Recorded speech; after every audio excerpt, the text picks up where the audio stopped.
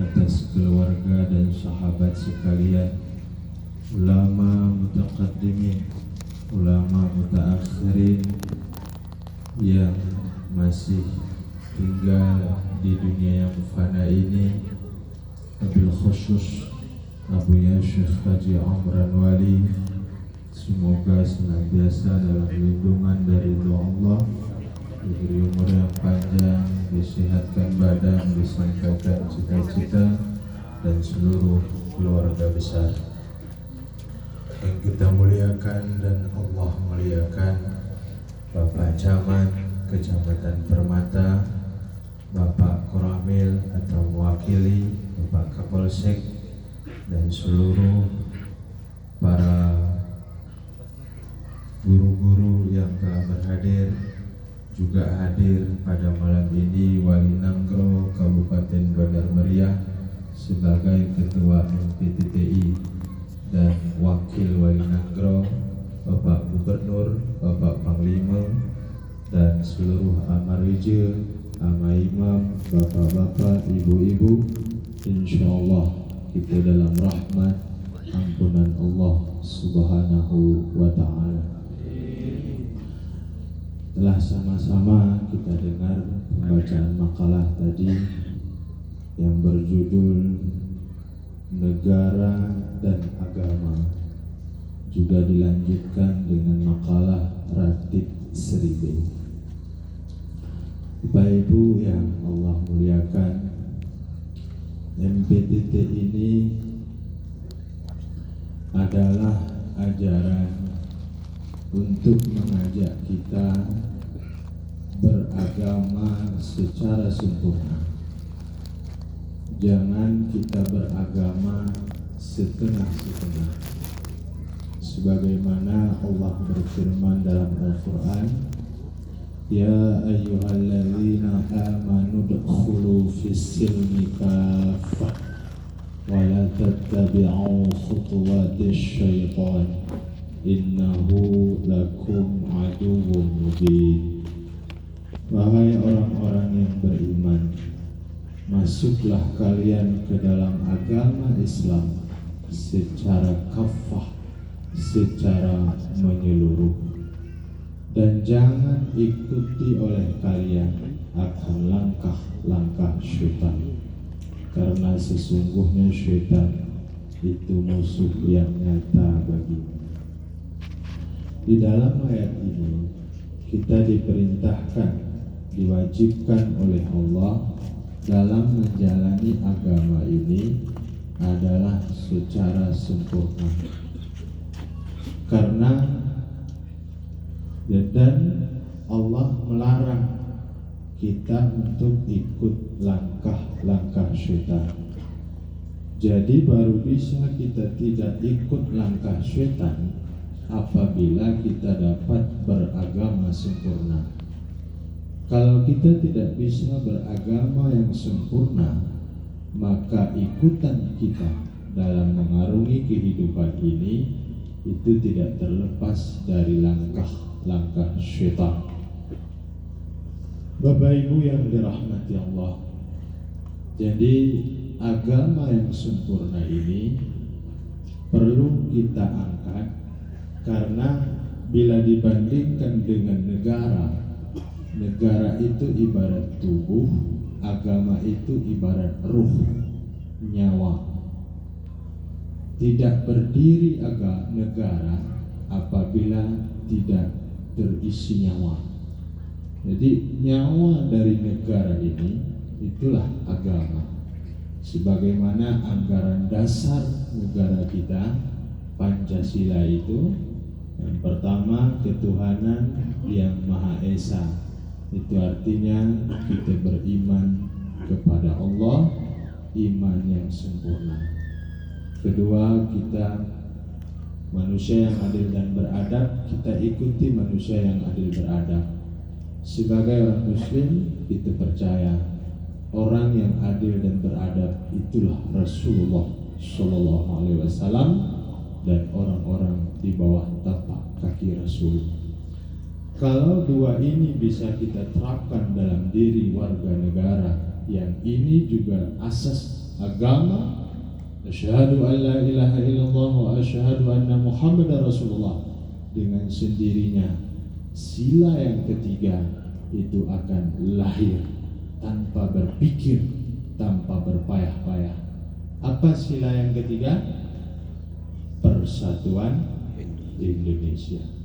Kalau rakyat sudah bersatu, maka dengan sendirinya lahir sila keempat, kerakyatan yang dipimpin oleh hikmah kebijakan itu dimusyawarahkan atas dasar Allah Tuhan Maha Esa, mengikut Muhammad, adil dan beradab.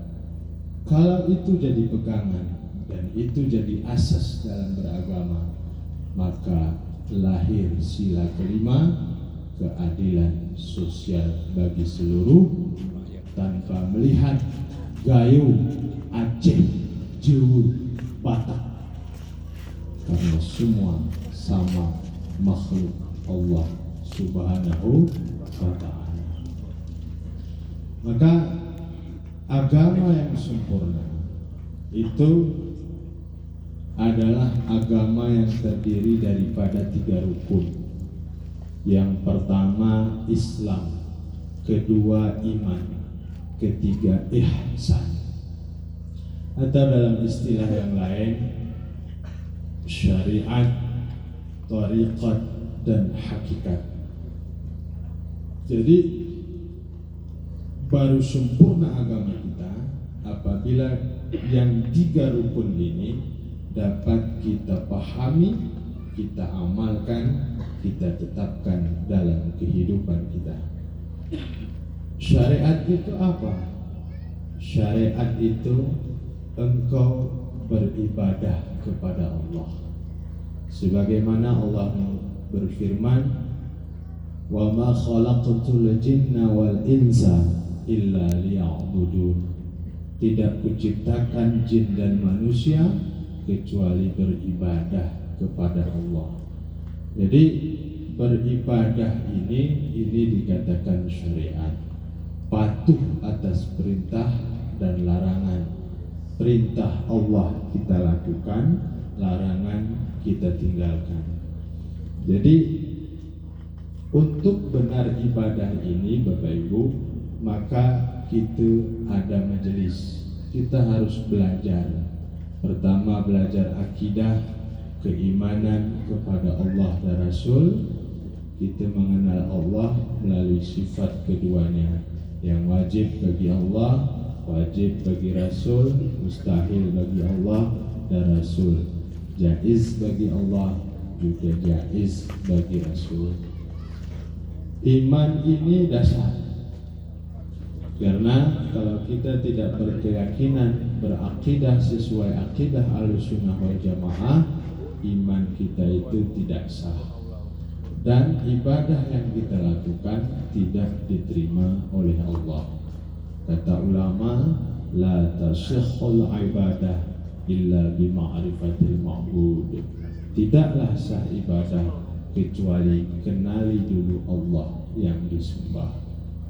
Setelah kita mengenal Allah, kita mengenal perintah dan larangan, hukum hakam, mana perintah wajib, mana haram, mana sunat, mana makruh, mana mubah, sah dan batal. Itu diatur dalam hukum fiqh, baik yang berhubungan dengan Allah, ibadah, juga yang berhubungan dengan sesama disebut muamalah. Jadi kita bersemiyang, bagaimana semiyang kita itu benar, harus lengkap syarat dan rukun. Juga puasa, juga haji, zakat, dan umroh. Begitu juga muamalah, jual beli, sewa menyewa, pinjam minjam, dan pernikahan. Karena kalau kita tidak belajar muamalah, barangkali kita akan memakan harta haram.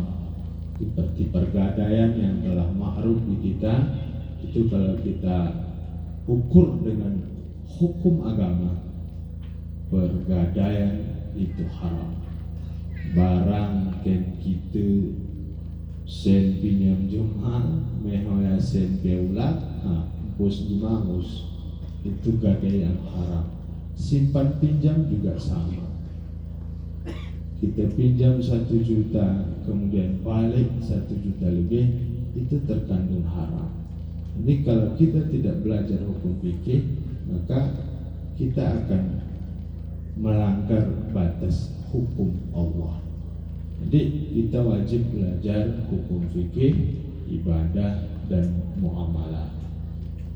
Kemudian akhlak, tasawuf. Bagaimana ketika kita diberi Allah bala, kita dapat sabar. Ketika Allah beri kita nikmat, kita bisa syukur. Ketika kita berhadapan dengan manusia, kita bisa tawadhu, rendah hati, tidak melihat kelebihan diri, melupakan kelebihan diri.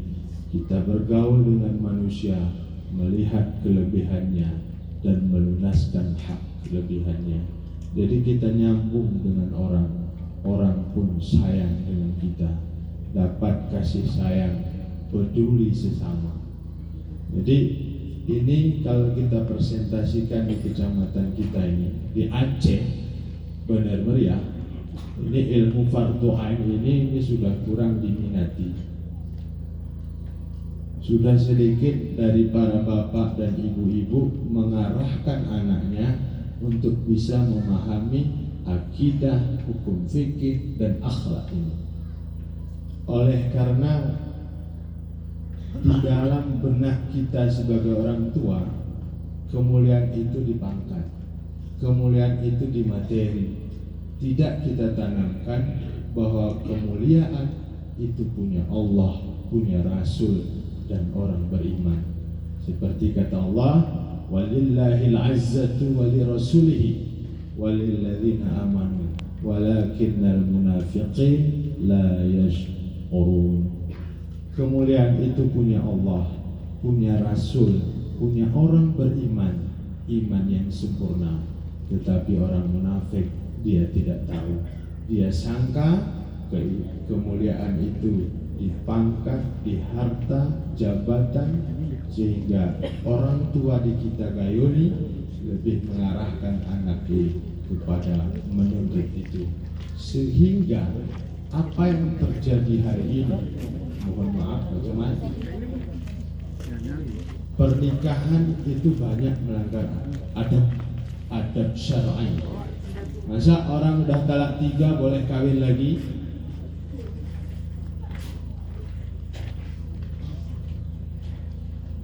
Sabu-sabu, akhlak ini perzinaan. Ini perzinaan kita ini bukan lagi hal tertutup. Jadi jalannya ini kita kembali kepada agama.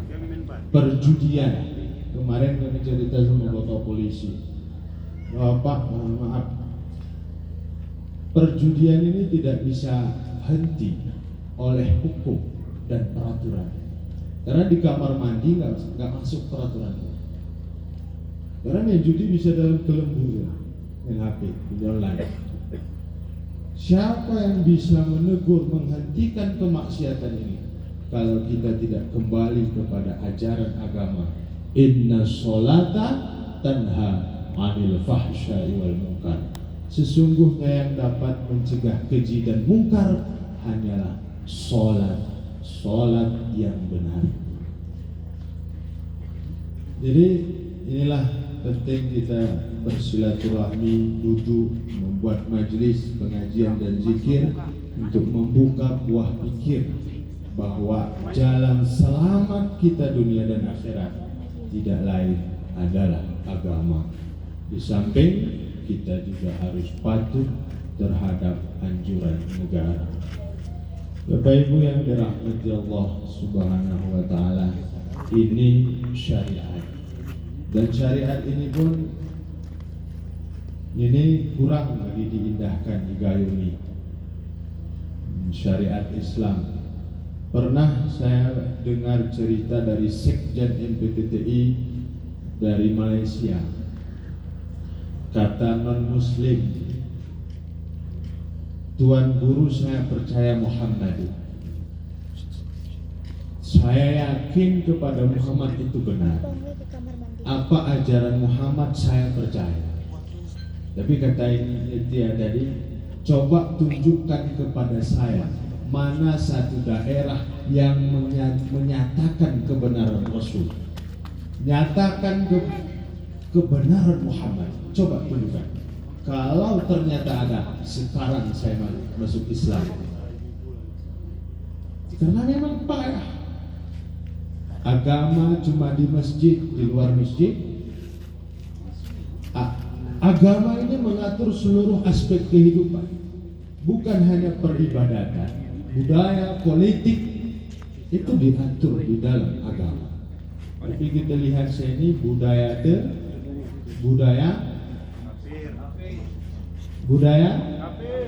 hasil berarti oleh mainnya. Yang lucunya budaya ini, mohon maaf ini, itu tidak terang-terangan, tapi bukan untuk karena kebencian. Keyboard, karaoke itu budaya Batak yang bukan Islam. Orang Batak yang di Medan sana itu budayanya mabuk, judi, karaoke. Mungkin setiap rumah karaoke depan rumahnya, tapi itu sudah menjadi kebiasaan gitu kayaknya. Kita tidak lagi mengoperkan bahwa ada orang tua tetangga yang sakit jantung. Gerarannya benar berpapah salah bertegak dari reja Pak Imam di kita ini. Makalah perlu diangkat zikir untuk menggugah hati, untuk membuka tabir bahwa agama jalan selamat dunia, jalan selamat akhirat. Yang kedua, agama kita itu adalah iman atau disebut tarekat. Tarekat itu adalah antak sudahu, engkau maksud hanya Allah, tujuanmu hanya Allah. Di dalam engkau melakukan kerja, tidak kau harap kecuali ridha Allah. Karena di dalam ajaran tasawuf kita tidak boleh berpegang kepada selain Allah. Berpegang kepada selain Allah itu adalah buta mata hati. Karena selain Allah itu tidak dapat memberikan manfaat. Selain Allah tidak dapat menolak mudarat.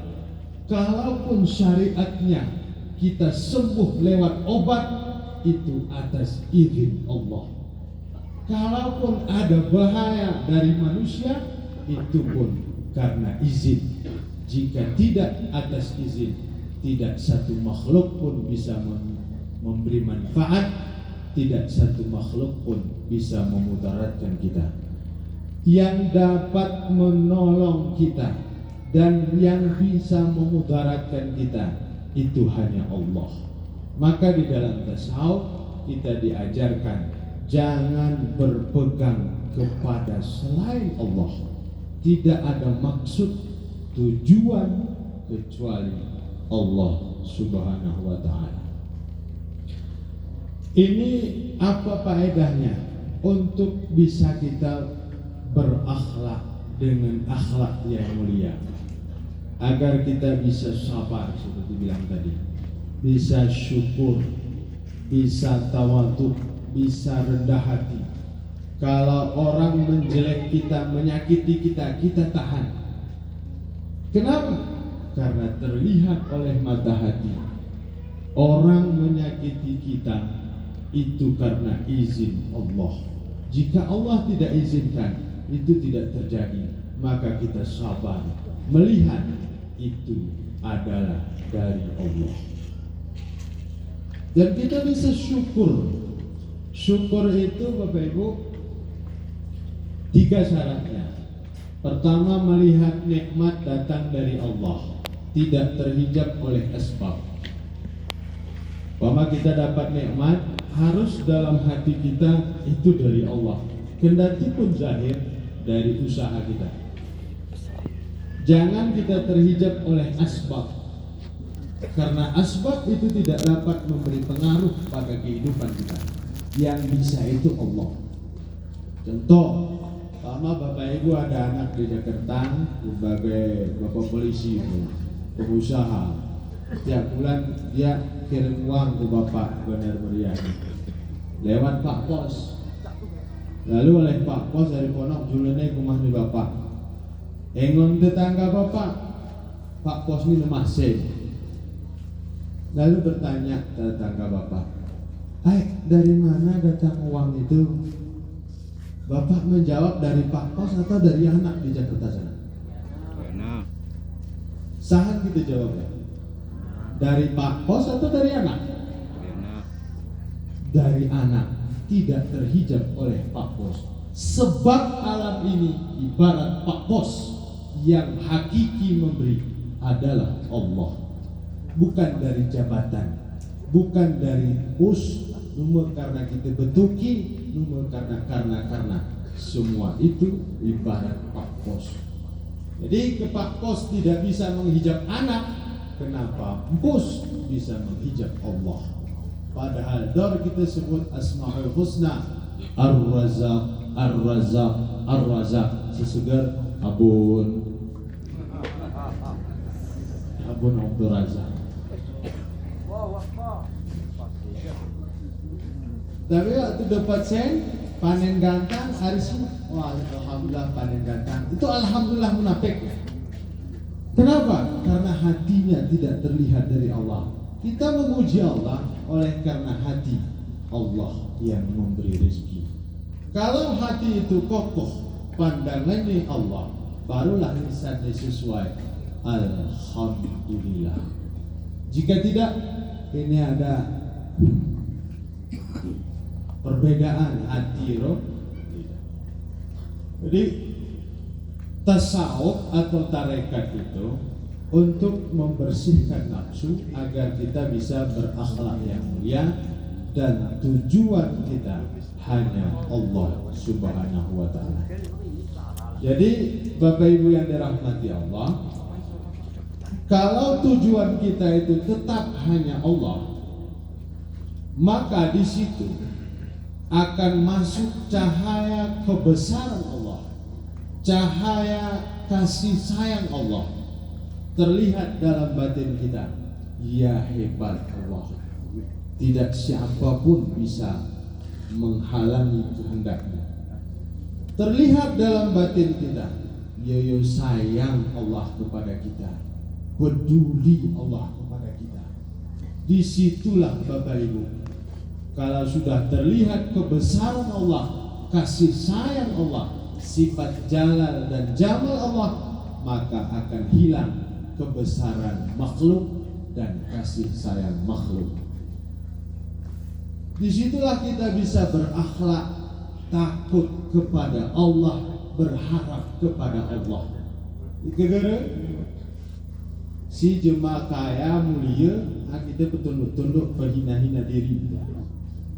Takut kita bukan ke Allah, harap pun bukan kepada Allah. Kenapa? Tidak masuk cahaya Allah ke dalam batin kita. Jadi untuk masuk cahaya Allah ke dalam batin kita, yang hebat hanya Allah, yang sayang akan kita hanya Allah, itu dengan metode tarekat yang dibimbing oleh mursyid yang kamil mukamil. Inilah Abuya Syekh Haji Amran Wali Al-Khalidi, anak daripada Syekh Mudawali, mengangkat ajaran tasawuf kesufian untuk kita kembali beragama dengan sempurna.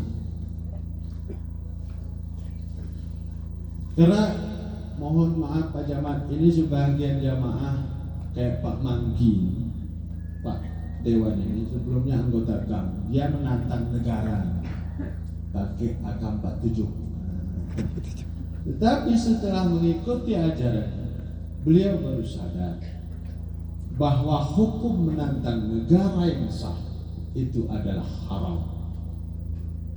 Dan beliau akhirnya kembali kepada NKRI, Negara Kesatuan Republik Indonesia, dan menjadi warga yang patuh. Nomor bayar pajak orang sebelumnya iuran. Jadi Bapak Ibu yang dirahmati Allah, Abuya ajaran ini sudah 30 tahun dikembangkan oleh Syekh Amran Wali, dan pada malam ini juga Abuya membuat acara kebangsaan di Blangpidi Aceh Barat Daya bersama Bapak Bupati Dr. Saparudin dan Wakil dan seluruh unsur-unsur bidang. Jadi malam besok di Melabuh dan malam Selasa di Banda Aceh. Dan ajaran ini sudah ada di mana-mana di seluruh wilayah Indonesia sampai ke Malaysia, Singapura, Thailand, dan Brunei. Ini ada Ratib Seribu ini. Numui permata ini klik, numui benar meriah ini klik. Ini ada Bapak Wawan wakil Nanggro dari Sulawesi sebagai wakil Koramil Bukesan, Pak. Itu pindah ke Gayuni karena di sini ada dekat dengan Abuya. Rela meninggalkan ayah keluarga dari Sulawesi untuk mengikuti ajaran MPTT. Di sana apa kata beliau? Di sana kalau kami zikir kayak gini, ini kata Bapak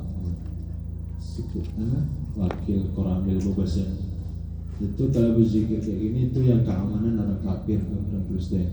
Karena di Manado itu mayoritas Nasrani. Jadi dengan berzikir itu orang itu menggolek-golek kepala karena akhirnya mereka itu masuk Islam. Jadi beginilah sedikit gambaran begini. Baru yang ketiga, kita berhakikat. Berhakikat itu adalah menyaksikan Allah. Setelah kita fana, tidak terlihat resam diri kita, kemakhlukan kita fana pada Allah, baqa dengan Allah. Jadi fana pada Allah, baqa dengan Allah, tidak terlihat selain Allah. Di dalam kita mengingat Allah, itu dikatakan ma'rifat, hakikat dan ma'rifat. Jadi hakikat ma'rifat ini adalah roh Islam, kesucian, dan ini penyebab kuatnya agama. Jadi di Aceh, di Bandar Meriah ini kurang diangkat berhakikatnya. Bagaimana kita bisa menyaksikan Allah pada diri kita dan alam semesta. Arti kita saksikan perbuatan Allah, sifat kebesaran Allah, dan wujud Allah Subhanahu wa ta'ala. Bapak Ibu yang dirahmati Allah, jadi makanya kami mengharap juga, dan MPTT ini tidak ada membawa umat untuk berpolitik. Jadi seperti tadi, dengan MPTT ini rakyat ini bisa diarahkan kepada kebaikan. Ini kembali sedikit Pak Camat, Pak Rijin, bahwa di masa pemilihan legislatif kemarin itu jamaah ini kita arahkan, kita wajib memilih karena itu adalah aturan negara. Tetapi jaga politik itu dengan benar, dengan jalan, jangan terima suap. Ini di jamaah ini ditekan.